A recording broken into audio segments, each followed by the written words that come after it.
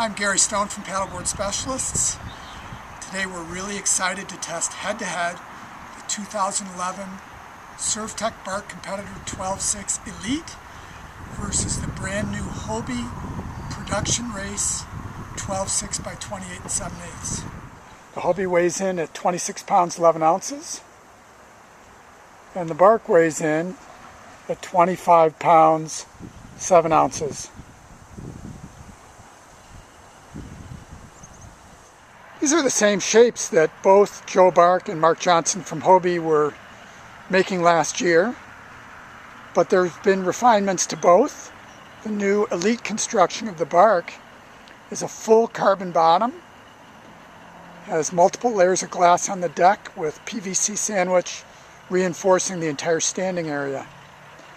The Hobie is 100% carbon layup and has white finish on the top and bottom, a nice red stripe line down the side, and polished carbon that you can see on the side. You can see that the Hobie has a little more nose rocker. Both boards have cutting bows, although underneath the cutting bow on the Hobie is a flat section versus a V section on the competitor. Now I want to show you the bottom of the boards. The outline on the Hobie, the wide point's a little farther aft, and unlike the Bark, which has a completely flat bottom behind the bow, the Hobie has a single center channel. And in this light we can see very clearly the center channel and the raised shape that goes near the outside of the board. And this greatly improves the stability of the board for its width. It is amazing how much stability this board has, and this is a feature we haven't found on any other board.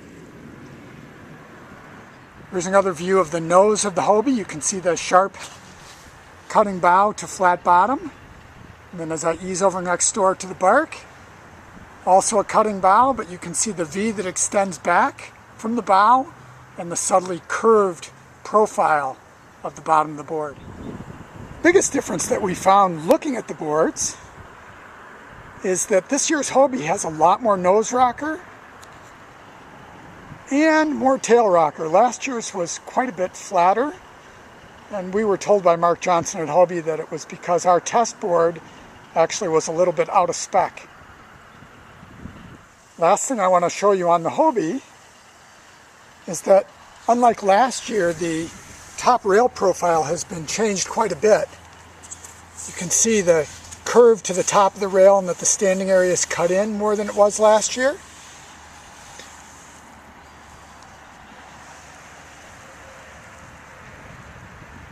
It's a beautiful board. We're really excited to go test these boards head-to-head like we did last year. There's really no change to the Surftech Bark whatsoever except for the new Elite construction, which saves over 5 pounds of weight. On the Hobie, there's all new graphics, a new rail profile, and the rocker line's totally different than last year's board. It looks really subtle and really smooth, so we're really excited to go out in the water and show you what these boards will do. Comes Scott on the Bark. Scott weighs 220. Surprisingly how well it works for a guy his size, although ideally a little more volume would be nice. Get an idea how well the cutting bow on the Bark works.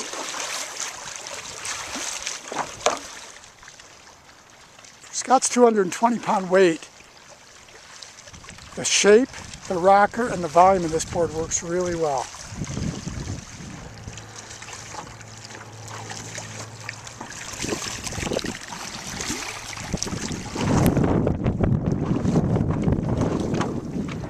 I'm Gary from Paddleboard Specialists. I weigh 158 pounds. Scott and I just got back from a 2-hour comparison paddle of the Surftech Bark Competitor 12.6 Elite and the new 2011 Hobie Race All Carbon 12.6, 28, and 7/8. We paddled a lot of 12.6 boards at this point, and at least in my mind, the Bark has always been the absolute standard. This is the first time I paddled a board where I thought, wow, I could live with this board. This board's nice. It's got more nose rocker than the Bark, more tail rocker than the Bark, and at first I thought, oh, that's really going to slow me down. But it didn't. It was very, very nice. I didn't find that it tracked as well in a straight line, and I think that's because the cutting bow of the Bark board is in the water all the time and really helping me go straight, and stroke after stroke after stroke on one side. I couldn't track that straight on the Hobie. I felt that I could turn the Hobie more quickly, and I think that's also because I didn't have as much of the nose in the water. The Hobie's a board I could live with, definitely. I'm really pleased. I think Mark Johnson did a great job, and couldn't go wrong with either one of these boards. They're both awesome, and once again, paddled a lot of 12.6s and had a lot of kind of modest feelings about them. This is the first one that is pretty exciting.